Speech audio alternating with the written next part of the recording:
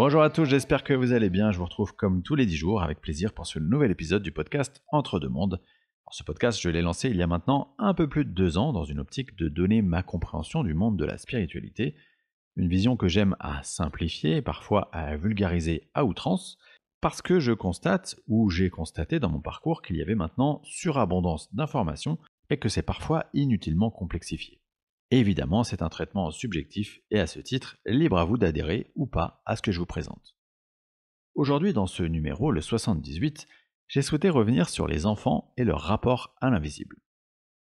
Alors on parle très souvent, quand il s'agit des enfants, d'enfants indigo, d'enfants cristal, ou même encore plus récemment d'enfants arc-en-ciel.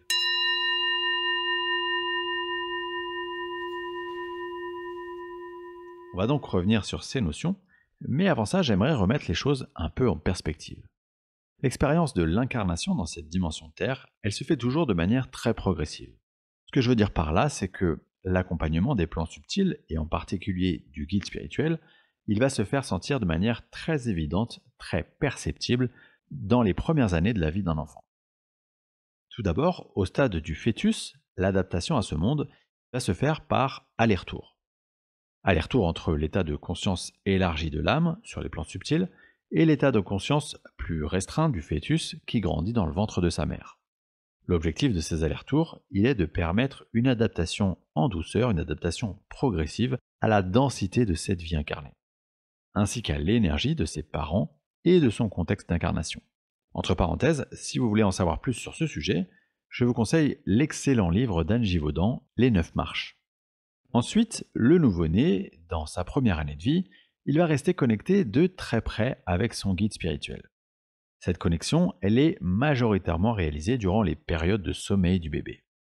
C'est d'ailleurs parce que se plongeons dans cette limitation physique de ce petit corps et de ce monde si dense et si difficile à vivre pour une âme, surtout d'ailleurs pour une âme expérimentée, qu'il est précieux pour ce nouveau-né d'avoir beaucoup de temps de sommeil.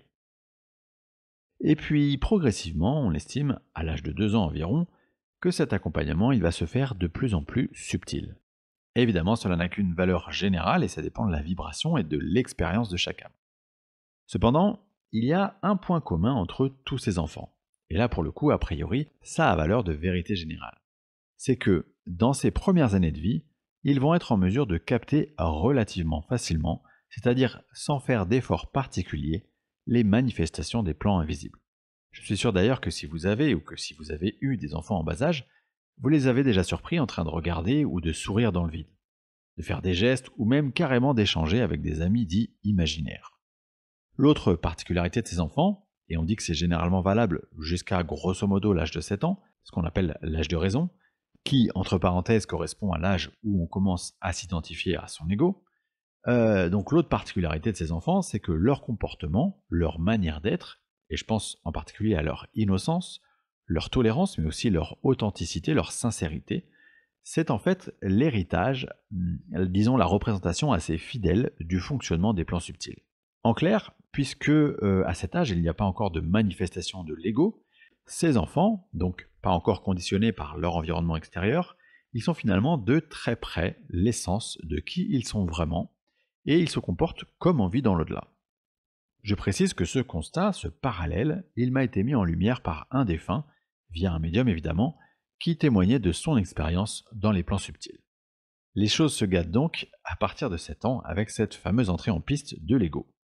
À partir de cet âge, cette connexion elle existe toujours, mais de manière beaucoup plus subtile, telle que finalement on peut l'expérimenter dans notre monde adulte. Seuls ceux qui ont choisi en tant qu'âme d'expérimenter une vie de médium, donc une vie connectée, auront ces canaux toujours très ouverts. Maintenant qu'on a dit ça, il est important de reparler, et je dis reparler parce que je l'ai déjà abordé dans un autre épisode, le numéro 12, mais aussi le 59, du profil des âmes qui viennent s'incarner sur Terre depuis, grosso modo, l'après-Seconde Guerre mondiale. Vous savez, ce fameux concept des volontaires qui consiste à dire que les âmes qui rejoignent ce plan Terre, elles ont nativement une vibration et donc une expérience d'âme de plus en plus élevée. Condition qui doit permettre à notre plan, cette Terre, d'évoluer vers un stade plus mature, un stade plus éthéré. Et c'est là qu'entrent en jeu les notions dont vous avez forcément entendu parler, qui sont les fameux enfants indigo, les enfants cristal, puis comme je le disais en intro, les enfants arc-en-ciel. Commençons par les enfants indigos. C'est une notion qui a été mise en avant dans les années 80 par une médium qui pouvait lire les auras des personnes. Cette médium, une américaine du nom de Nancy Ann Tape, elle remarque que les enfants nés dans les années 70 ont de plus en plus dans leur aura une couleur indigo, ce qui n'existait que très peu jusqu'alors. Et cette couleur indigo, vous le savez bien, elle est reliée au chakra du troisième œil, donc directement liée à l'ouverture spirituelle. Sont donc identifiés comme étant indigo une partie des enfants nés entre les années 70 et 90. Pour vous donner quelques caractéristiques représentatives de cette catégorie d'âmes, ce sont souvent des enfants qui se sont sentis comme des sortes d'extraterrestres dans ce monde, à l'écart de ce monde qu'ils ne comprennent pas, qu'ils rejettent même la plupart du temps parce qu'ils le trouvent injuste. Mais aussi c'est des enfants qui se sentent investis d'une sorte de mission de changer ce monde.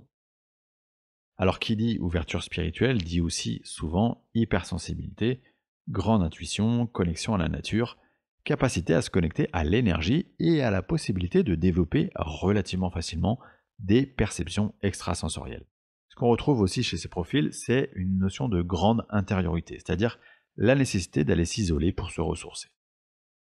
La génération d'après, donc née après les années 90, elle est identifiée comme enfant dit cristal, du fait du lien toujours avec la couleur associée au chakra couronne. Les enfants cristal, disons pour simplifier, que c'est l'expérience et la vibration qui suit celle des indigos. Les enfants indigos, ils étaient facilement connectés. Les enfants cristal, eux, le sont nativement. C'est leur essence. On peut donc imaginer qu'il s'agit d'âmes très expérimentées. Souvent des âmes dont la mission va être d'agir uniquement pour le collectif. Même si ça sert évidemment toujours, quoi qu'il arrive, l'évolution individuelle. Ces âmes incarnées, elles vont naturellement, nativement comme je disais, propager leur vibration d'amour et d'harmonie autour d'eux.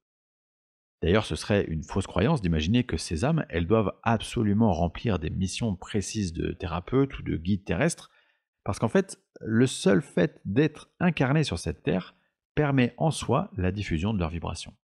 Et ça crée naturellement une montée vibratoire de l'ensemble des énergies terrestres. Qui dit vibration si élevée dit fréquence vibratoire élevée. Et qui dit fréquence vibratoire élevée dit connexion naturelle de tous ces enfants à une certaine médiumnité, mais aussi à des capacités de guérison. Pour eux, en fait, cette réalité, c'est quelque chose qui est tout à fait normal. Ça veut aussi dire par là que, autant pour notre génération, et je suis né dans les années 80, la connexion médiumnique s'était perçue comme quelque chose d'assez rare, d'assez exceptionnel. Autant pour ces prochaines générations, ce sera quelque chose de tout à fait normal. Ce cheminement, cette incarnation pour ces âmes-là, c'est pas un chemin de tout repos, et loin de là, ni pour leurs parents d'ailleurs, parce que forcément leurs vibrations, elles sont en dissonance complète avec la vibration actuelle de la Terre. Et du coup, ça donne des enfants hyper sensibles, hyper actifs, hyper tout, très inadaptés à nos structures éducatives un peu archaïques, et de manière générale à la violence de ce monde. Enfin, on parle donc d'une troisième génération, qui sont donc la génération des enfants qui suivent les enfants cristal, et ces enfants, ils sont nommés arc-en-ciel. Ces enfants, ils seraient nés depuis les années 2000-2010, grosso modo, et ils auraient une aura de couleur arc-en-ciel.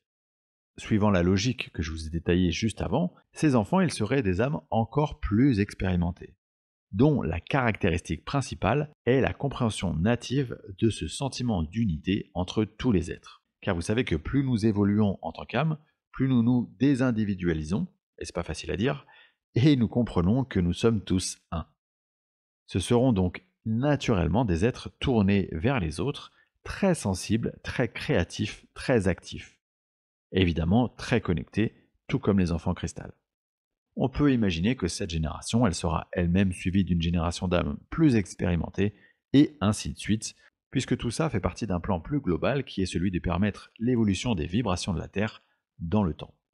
Alors, on vient de parler de classification, donc d'étiquettes, et vous savez peut-être que moi, j'aime pas trop le principe de mettre des étiquettes sur des catégories de personnes. Premièrement, la chose à savoir, c'est que tous les enfants nés dans ces périodes ne sont pas des enfants indigo, des enfants cristal ou des enfants arc-en-ciel, ou en tout cas, même si ces enfants ils sont classifiés dans ces catégories, il y a une infinité de profils différents, de vécus d'âme différents, de contrats d'incarnation, de bagages d'autres vies, etc. Et tout ça, ça m'amène à dire que c'est forcément réducteur que de ne les identifier que par ce type d'étiquette. Il existe certains livres qui sont écrits spécifiquement pour vous permettre d'accompagner les enfants sur le chemin de la compréhension des mondes subtils.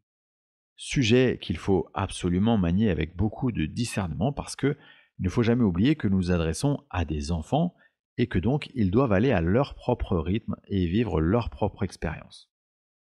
En l'occurrence, je vous conseille Mon enfant est médium de Christine Lamour aux éditions Symbiose. Alors, en séance d'hypnose transpersonnelle, on a toujours l'occasion d'aller questionner les liens d'âme qui sont ceux qui unissent le consultant à ses proches, qu'il soit conjoint, qu'il soit parent, frère, sœur ou enfant.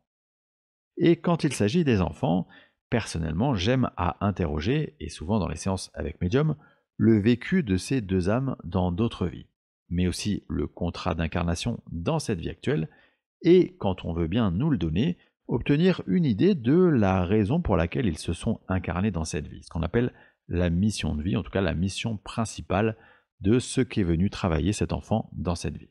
On récolte aussi toujours des conseils hyper utiles aux consultants pour accompagner de la meilleure manière possible l'enfant dans son parcours de vie. Et c'est un extrait de ce type que je vais maintenant vous diffuser grâce à Virginie Leparquet, médium connecté à l'énergie de la consultante. Quant à moi, je vous remercie infiniment pour votre écoute fidèle et je vous dis à très très vite pour le prochain numéro du podcast Entre deux mondes, prochain numéro qui parlera des missions de vie. Et en l'occurrence, on reviendra sur ce sujet que j'avais déjà abordé il y a à peu près 1 an et demi. Et donc, ensemble, ils ont, 2 garçons, Noah qui a 6 ans et Jonah qui a 4 ans. Par D'accord. lequel tu souhaites commencer? Tu m'as dit Noah, 6 ans. Ouais, Bah, je prends Noah. Alors, j'ai quelqu'un sac à dos, donc ça veut dire, moi je suis prêt à affronter la vie, je suis prêt à y aller quoi. ouais. Mettez en place la lampe de lancement, la rampe de lancement.